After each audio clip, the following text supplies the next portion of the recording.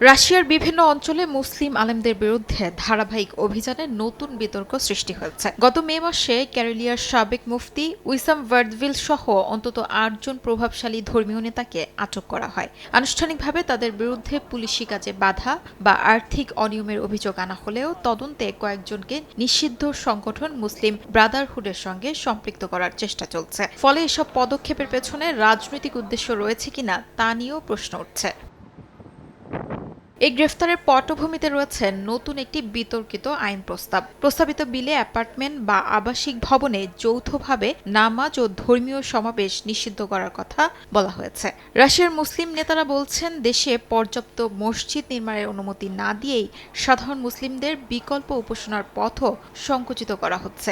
সমালোচকদের মতে আইনটি কার্যকর হলে পরিবারের সদস্য বা আত্মীয়দের নিয়ে ঘরে নামাজ আদায়ও আইনি ঝুঁকির মধ্যে পড়তে পারে। রাশিয়ার স্পিরিচুয়াল বোর্ড অব মুসলিমদের প্রধান রাভিল গাইনুদ্দিন এই উদ্যোগের বিরুদ্ধে প্রেসিডেন্ট ভ্লাদিমির পুতিনের কাছে সরাসরি আপত্তি জানান। এর কিছুদিন পর থেকেই বিভিন্ন অঞ্চলে মুসলিম আলেমদের বিরুদ্ধে অভিযান শুরু হওয়ায় বিষয়টি আরও আলোচনায় আসে।